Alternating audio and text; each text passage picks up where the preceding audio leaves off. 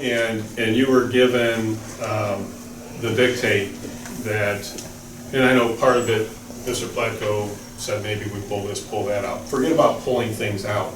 In a global sense, if you were given the dictate and said, okay, you have to execute this with 70% of the dollars, how would you go about it? 70% of what dollars? The global dollars. So you have 98 million here. So let's just say, it's $100 million and we're doing everything, and you were told, okay, you've got 70 million to work with. How would you execute this program if your life depended on it? So, can I just ask a question? Why would we even ask that? Because we don't know how much money we get. That's not a, like, I'm asking a question. I'd just like to have the answer. It's a hypothetical. Yeah, I mean, I think how you would address that hypothetically would really start looking at these lower priority items and how those can be filled over. As an example, furnishings, right? Furnishings are really an aesthetic item. Overall, they were in pretty good to fair condition throughout the school, but they were mismatched.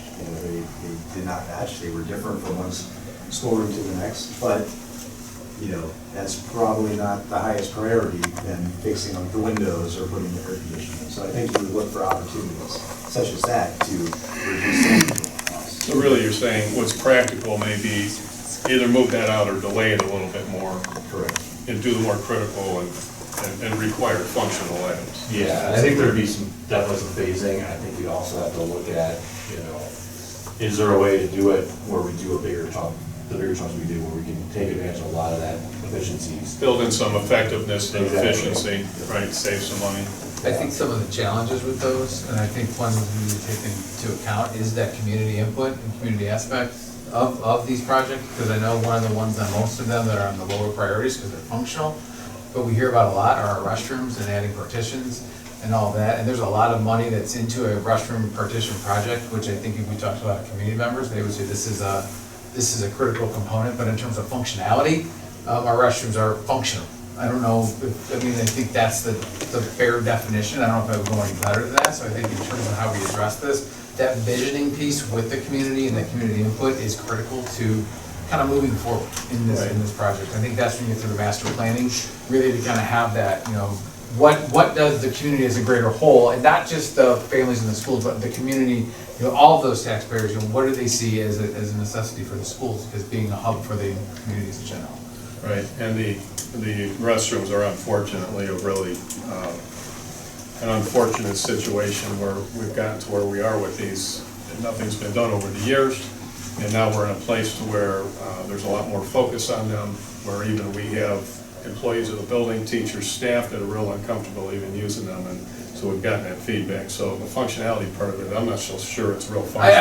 And even looking at kind of how they're spaced, I don't know how you fit two people in some of those spaces that we have where it's looking at kind of shifting even the makeup of them, which would even be more than just putting in a partition or wall, because you can't just put a wall in and see that it's going to fit, because physically I don't know if people can fit in the spaces that are there. I think that's a challenge. Now, has some of that been, I saw the ADA accessibility and some of the details in there, so you've addressed some of that? We've addressed it to the point where, the restroom should be renovated to become fully ADA accessible. Right. We did not go down that would say, that would reduce the fixtures to X or How you would do that, that means you make them bigger or some of that item would be more down. Well, you were using the existing space. Yeah. Correct. Obviously, right. And is there code in terms of what codes are like we required to follow for certain numbers of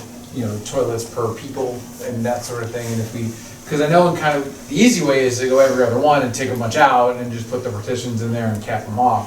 But would we kind of be in a challenge at that point to not having enough units per people?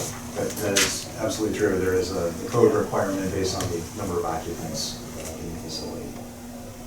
So that would be a driving factor that would say, you can't just take every other one out, but identifying the total number that you need and where those opportunities exist. Yeah, once you start reaching a certain threshold of how much work you're doing, you're going to trigger some of those requirements versus, if you're just going in and replacing the fixtures where they're at, even if you're low, you're still grandfathered in, so you have it's a little bit different situation there. And then the more work, I know the more work we do in a building, then the more laws kick in, like ADA compliance and those sorts of things. We have to start really looking at that if we're really looking at like a complete overhaul versus a, kind of just doing a couple small projects here and there. So I'd just say that, you know, we have Buildings and Grounds Committee, which is actually meeting on Monday, and I think that's gonna be, the bathroom situation is gonna be on the agenda for that.